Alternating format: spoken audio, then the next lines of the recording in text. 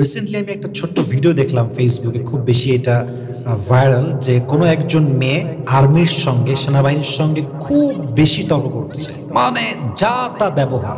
কেন তাহলে পুলিশ দিল কাজ বলেন। এখন আপনারা পয়েন্ট আসেন না কেন? রেপিস্টের ফোনে তদারকিতে আসছেন, এটা স্বীকার করেন। আমরা কারো তদারকিতে আসি নাই। আমরা কোনো রেপিস্ট চেক করতে আসি নাই। আমরা আমি কি বলছি এটা আপনাকে বুঝতে হবে। আমি কি বলছি এটা আপনাকে বুঝতে হবে। প্লিজ আপনি কথাটা শুনেন আগে। একটা সেনাবাহিনী যে দেশের জন্য কাজ করে তার একটা সম্মান আমাদের হৃদয়ে আছে না নাই? সেনাবাহিনী হচ্ছে আমাদের দেশের গর্ব, জাতির গর্ব। আমাদের দেশ রক্ষায় তারা সবচেয়ে বেশি এগিয়ে, ঠিক কিনা বলেন? তারাই হচ্ছে প্রকৃতপক্ষে দেশপ্রেমিক যুবক ভাইরা। তো আমার কাছে এই ভিডিওতে কিছু শিক্ষা আমার মাথায় আসছে, আমি জাস্ট লেসনগুলো শেয়ার করবো এবং আমরা ট্রাই করবো যেন আমরা এই শিক্ষাটা আগামীতে অ্যাপ্লাই করতে পারি। রাজি আছেন তো ইনশাআল্লাহ? ফার্স্ট অফ অল, আমি কোনো মেয়েকে অসম্মান দিয়ে কথা বলছি না এবং বলি না। প্রত্যেকটা মেয়ে, চাই সে খারাপ হোক কিংবা ভালো হোক, সম্মান দিলে কি হয়, একজন খারাপ মানুষও কিন্তু ভালো হয়ে যায়, ঠিক কিনা বলেন?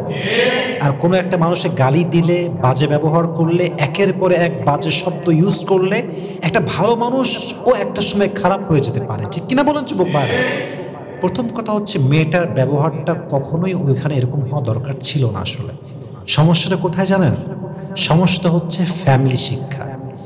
পারিবারিক শিক্ষা না থাকলে কোনো ছেলে কিংবা কোনো মেয়ে কোথায় কেমন ব্যবহার করতে হয় সে আসলে বুঝে ওঠে না। দেখবেন এলাকাতে অনেক যুবকরা আছে, মাইন্ড করবেন না, কাউকে আমি মিন করে বলছি না, দেখবেন মোড়ের উপরে বাবার বয়সী মানুষ বসে আছে তার সামনে, চায়ের দোকানে বসে পায়ের উপর পা তুলে বিড়ি টানে, সিগারেট খায়। আছে না নাই? বলেন আছে না নাই? কারণ কি? ফ্যামিলি শিক্ষার অভাব। কোরআনে আল্লাহ তাআলা বলেছেন, ইয়া আইয়ুহাল্লাযীনা আমানু কু আনফুসাকুম ওয়া আহলিকুম নারা, হে ঈমানদাররা, নিজেকে জাহান্নাম থেকে বাঁচাও, and protect your family also, পরিবারকেও বাঁচাও। নিজে বাঁচলে হবে না, পরিবারকে বাঁচাবার দরকার আছে না নাই? আজকে এমপির ছেলে, মেয়রের ছেলে, মন্ত্রীর ছেলে নষ্ট, গাঁজা খায়, মদ খায়। যে মানুষটার সন্তান গাঁজা খায়, সে গাঁজা বন্ধ করবে কেমন করে যুবক ভাইরা, ঠিক কিনা বলেন? ফ্যামিলি শিক্ষা লাগবে। প্রত্যেকটা মেয়ের ফ্যামিলি শিক্ষা থাকলে সে কোথায় কেমন বিহেভ করতে হয়, কোথায় কেমন কথা বলতে হয়, তবেই সে বুঝতে পারবে ইনশাআল্লাহ। বলেন ইনশাআল্লাহ। 2 নাম্বার শিক্ষা হচ্ছে, জ্ঞানীরা কখনো তর্কে জড়ায় না। জ্ঞানীরা কখনো কি করে না? তর্কে জড়ায় না। আর যারা মূর্খ তারা কথায় কথায় তর্ক করে। দেখবেন কিছু লোক গায়ে এসে তর্ক করে, মানে গায়ে পড়ে, এরকম আছে না নাই? মানে আমি চাচ্ছি না ঝগড়া করব, মানে আমি চুপচাপ, কাম কুল ডাউন, বাট আমার প্রতিপক্ষ যে সে এমন একটা রিয়াক্ট করছে, একদম আমার উপরে ঝাঁপায় পড়তেছে, সে হচ্ছে মূর্খ। আমি চুপ, আমি হচ্ছি জ্ঞানী। কারণ যে জ্ঞানী সে কখন তর্ক করতে পারে না। নাম্বার 3, এটা কিন্তু খুব জরুরি যুবক ভাইয়ের। আচ্ছা, আমাদের সাংসারিক জীবন সুখী হোক, আমরা চাই কি চাই না? আমাদের একটা সুন্দর সন্তান হোক, বাচ্চা হোক, আমরা সারাটা জীবন ভালো থাকি, বউ নিয়ে, স্বামী নিয়ে, আমরা সবাই চাই কি চাই না? প্রত্যেকটা মেয়ের স্বপ্ন, আমি আমার স্বামীর সঙ্গে আজীবন সুন্দর জীবন কাটাবো। প্রত্যেকটা পুরুষের স্বপ্ন, বউয়ের সঙ্গে আমি আজীবন সুন্দর ব্যবহার করে আজীবন কাটাই দেব। এরকম স্বপ্ন আমাদের আছে না যুবক ভাইয়েরা? দেখেন, মূল নিয়মটা কিন্তু এখান থেকে আপনাকে শিখতে হবে। খেয়াল করবেন যে মেয়েটা ক্যাপ্টেন আশিকের উপরে এমন ভাবে চড়াও, বলতে আছে, গড় করে বলতে আছে, আর সে চুপ, স্থির, শুনতেছে। যা বলবেন শুনবো, কোনো প্রতিবাদ নাই, ওভার রিয়াক্ট নাই।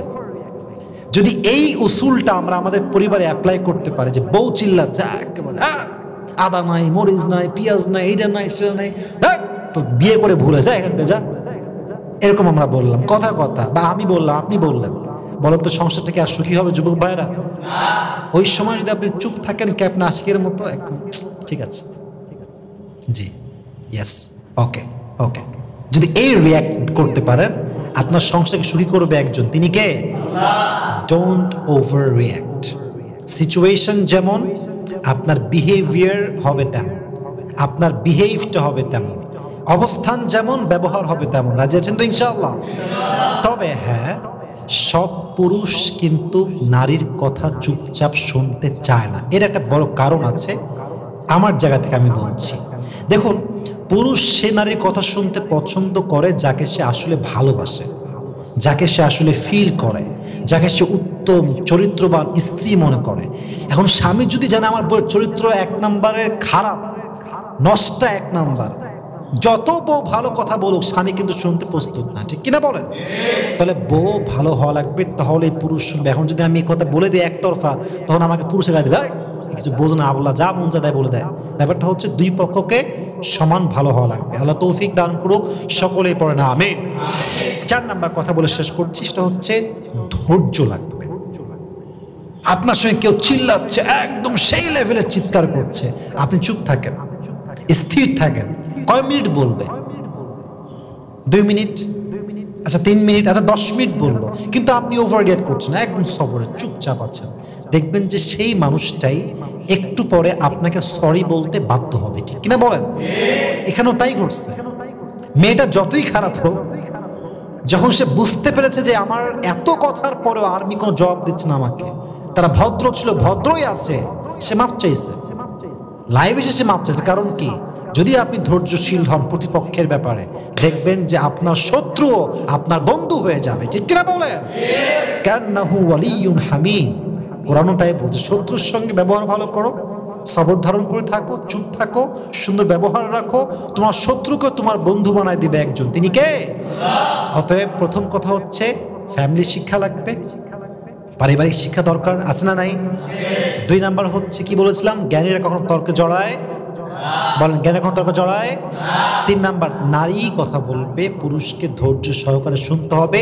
In family issue, in marriage issue, বিয়ের পরে বউ বলবে, আপনি শুনবেন। যদি সংসার ধরে রাখতে চান শুনবেন, সংসারই করতে চান না আপনি, তখন শুনে আর কি লাভ, ওটা আলাদা ব্যাপার। বাট সংসার করতে চাইলে শুনতে হবে। রাজি আছেন তো ইনশাআল্লাহ? সর্বশেষ কথা, যে কোনো সিচুয়েশন আমার লাইফে আসুক, যা হয়ে যাক, যত যাই হয়ে যাক, আই উইল বি পেশেন্ট, আমি ধৈর্যশীল হব। আমার ধৈর্য, একটা কথা মনে পড়ে গেল, বলা যাবে যুবক ভাইরা? তারিক জামিল একটা কথা বারবার বলেন, আমার বক্তব্য লম্বা হচ্ছে, I am so sorry for that, but এটা আমাকে বলতে হবে। উনি বারবার বলেন कि सब्र ऐसे करो कि कभी तुम्हें ये कहने की जरूरत ना हो कि मैं और कितना सब्र करूं। सब्र की भी तो एक हद होती है ना, इसकी भी तो एक लिमिटेशन है ना, ये टूट गया, ये भी मत कहो, ये कहो कि जब तक होता रहेगा तब तक मैं साबिर रहूंगा। বলেন সবাই ইনশাআল্লাহ। ওনার কথার মানে হচ্ছে যে ধৈর্য এত বেশি ধারণ করবা যে কখনো এটা বলবাই না যে আর কত ধৈর্য। আরে ভাই, সবরের একটা লেভেল আছে ভাই।